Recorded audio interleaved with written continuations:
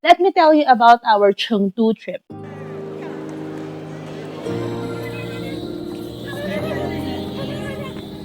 What was on my mind was the hotel that I booked is right in the area of Kuan Alley. Same thing with Beijing and Xi'an. I also wanted to book a hotel that is in the commercial area. So yung gusto ko yung pagbaba mo, meron ka na magagawa. You don't have to travel far just to do something fun. But apparently, it is around 1 kilometer walk to the commercial area. Subway station also is a bit far. We would need to walk 600 meters each time. And to be honest, I would rather reserve all the walking energy in the sites that we visit rather than, in traveling to the sites. That was why our transportation expense was costly in Chengdu. Taxi kami ng taxi.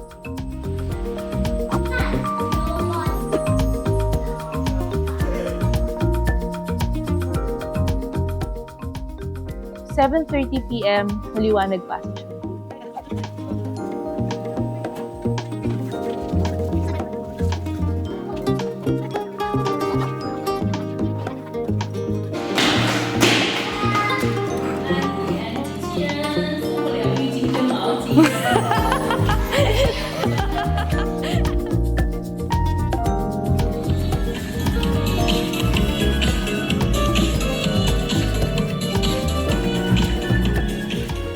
We had Hotpot Dinner. Okay naman. Ham-ham. Not bad.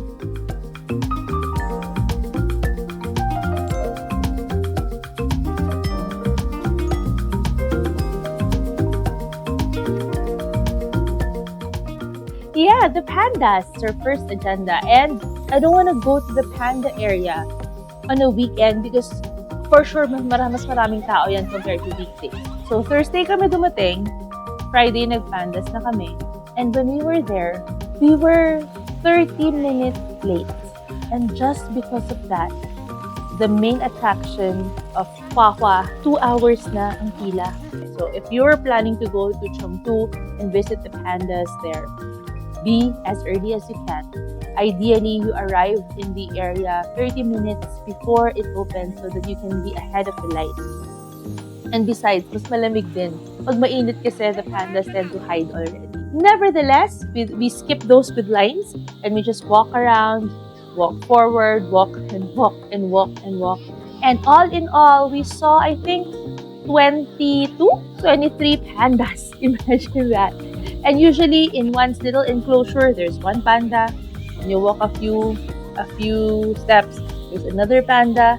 Walk a few steps, another panda. Puros ganun siya. Oh, when we went there, it was before 9 a.m.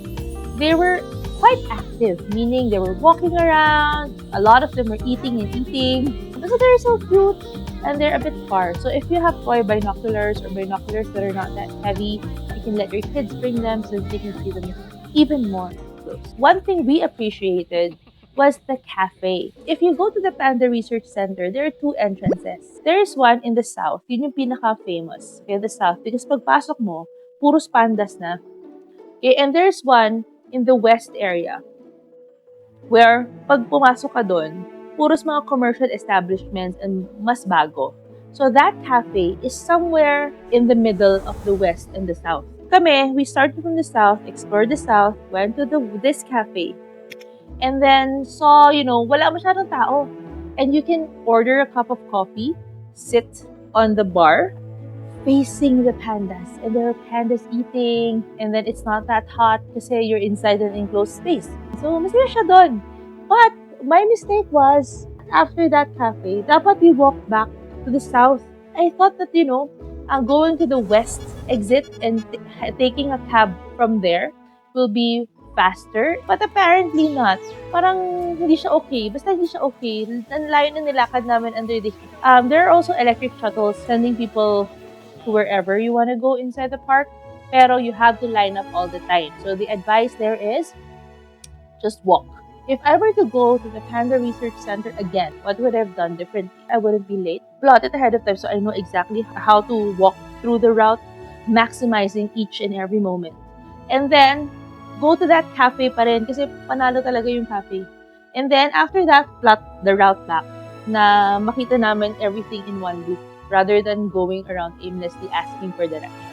We were supposed to be there 7. We were there 7:30, almost 8 already. And then we ended past 12. We asked our driver to bring us to Kuan, ate lunch there.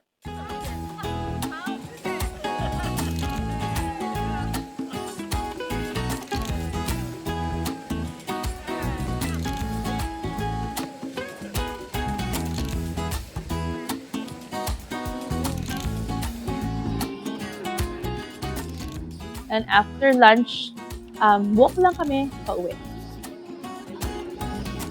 According to research, Chengdu has a very nice science museum that is free to the public.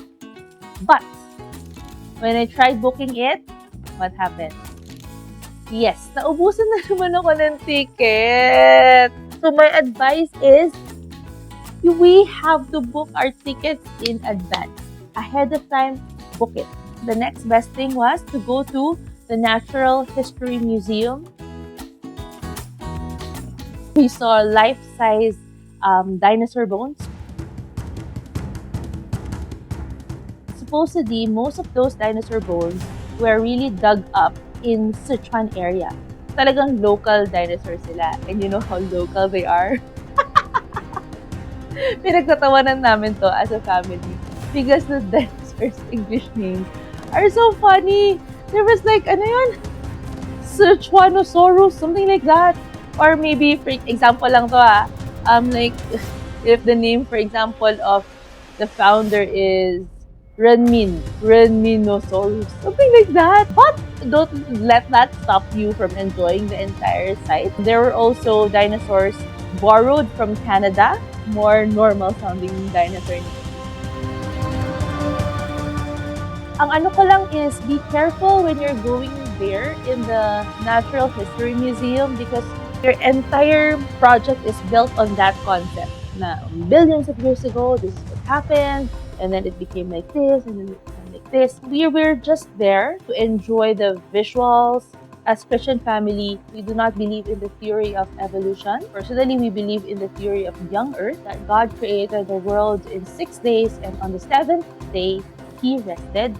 The theory is this: when God created Adam and Eve, may age na sila. They were not created from baby. He created the plants and the trees aged already. It's not like lahat sila age 0 or lahat sila seedling. No. Okay, may age na siya. When God created the mountains, may age na rin siya. And God is a God of creativity. It's to His amusement na if we want to make this certain mountain look older or this certain tree be older than the others, He has that prerogative. And I think it makes a lot of sense. You know, that when we do scientific studies, that there are some petrified wood aged millions of years ago, and it's fine. God can create it that way. Just like how He created Adam and Eve. They were grown up already. After that, we went to the next museum, the Chengdu Museum. Took a look at stuff about Chengdu, how their industry thrived, what the people like to do. Apparently, the Chengdu people loved drinking tea. We also watched and learned a lot about puppetry. That's the shadow. See? The shadow puppets are mostly made of leather.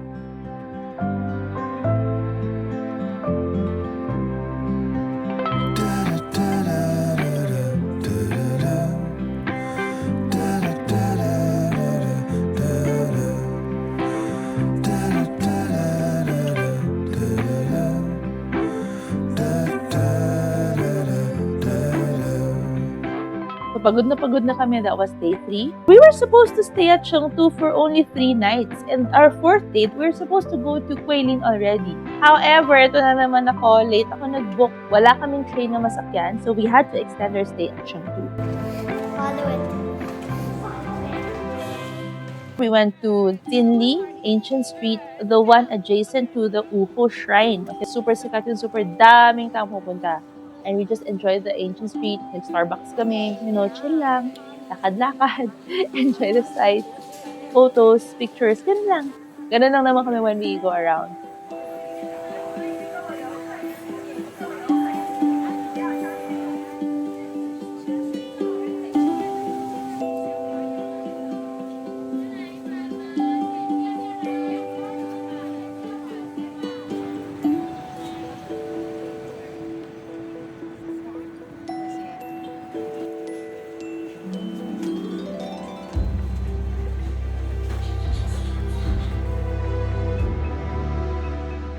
Day 5 namin, we just chill in the hotel and then went back to Kuan Alley at night.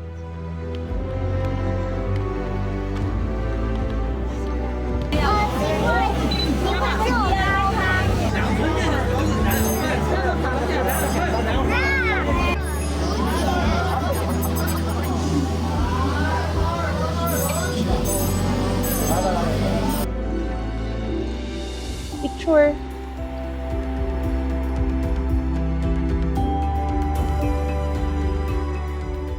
Dinner.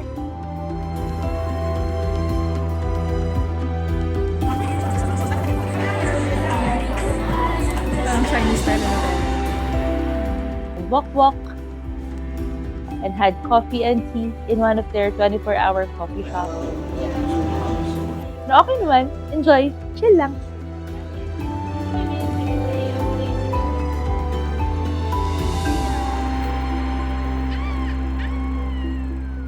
The next morning, we took an early train ride to Huilin